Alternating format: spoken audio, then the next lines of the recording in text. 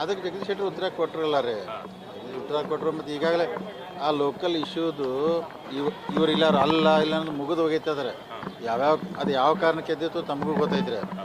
ಈಗ ಯಾರ್ಯಾರು ಕಲ್ಮನ್ ಟಿಕೆಟ್ ಕೇಳಿದ್ರು ಅಸಮಾಧಾನ ಅಂದರು, ಆ ವಿಷಯದಿಂದ ಅದು ಹೊರಗಿನವರು ಹಿಂಗೆ ತಂದಿದ್ದಾರೆ.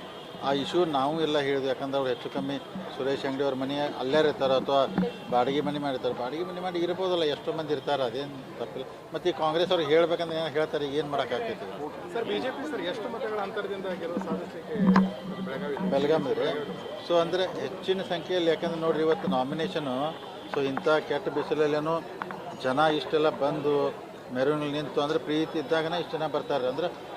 ಅಂದರೆ ಹೆಚ್ಚಿನ ಪ್ರಮಾಣದಲ್ಲಿ ಜಗದೀಶ್ ಶೆಟ್ಟರ್ ಎಷ್ಟು ಲಕ್ಷ ಗಂಟೆ ಲೀಡ್ಲಿ ಗೆಲ್ತಾರೆ ಅಂತೇಳಿ ನಮಗೊಂದು ಕಾನ್ಫಿಡೆನ್ಸ್ ಇವತ್ತು ಬಂದು. ಬಾ ಎಲೆಕ್ಷನ್ದಲ್ಲಿ ಅರ್ವಾಮಿ ಮತ್ತು ಗೋಕಾಕಲ್ಲಿ ಲೀಡ್ ಕೊಟ್ಟು ಗೆಲ್ಲಿಸ್ಕೊಂಡು ಬಂದಿದ್ದಾರೆ. ಬರೀ 5,000 ಅಂತರದಿಂದ ಗೆದ್ದಿದ್ದಾರೆ ಮಂಗಳ ಅಂಗಡಿ ಅವರು.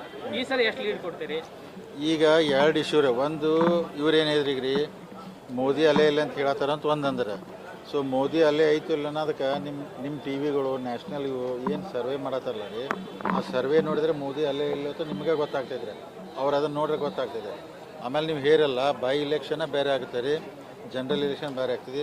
ಈ ಸಲ ಅಂದರೆ ನೀವು ಬರೀ ಗೋಕಾಕು ಅರಬಾವಿ ಸೌತ್ ಅಷ್ಟೇ ಬೇಡ್ರಿ, ರಾಮದುರ್ಗ ಬೈಲೊಂಗಲ ಆಮೇಲೆ ಸೌದತ್ತಿ ಇಲ್ಲಿ ಎಲ್ಲ ಮತ್ತು ಗ್ರಾಮೀಣ ಸೌತ್ ನಾರ್ತ್ ಎಲ್ಲ ಕಡೆ ಮಾಡತ್ತಾರೆ, ಎಲ್ಲ ಕಾರ್ಯಕರ್ತರು ಮಾಡತ್ತಾರೆ, ಎಲ್ಲ ಕಡೆ ಐತಿ. ಅಂದರೆ ಹೆಚ್ಚಿನ ಸಂಖ್ಯೆಯಲ್ಲಿ ಗೆಲ್ತಾರೆ ಜಗದೀಶ್ ಶೆಟ್ಟರ್.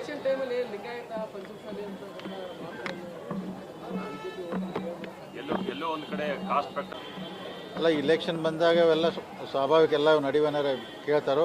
ಖರೆ ಜನ ಅದನ್ನು ಅಷ್ಟು ಇದನ್ನು ಸೀರಿಯಸ್ ತೊಗೋದಿಲ್ಲ ಅಂತೇಳಿ ನನಗೆ ಅನಿಸ್ತೈತೆ. ಯಾಕಂದ್ರೆ ಇದು ಭಾರತ ದೇಶ ಚುನಾವಣೆ, ನರೇಂದ್ರ ಮೋದಿ ಅವ್ರ ಫೇಸ್ ವ್ಯಾಲ್ಯೂ ಜಾಸ್ತಿ ಇರ್ತೈತಿ.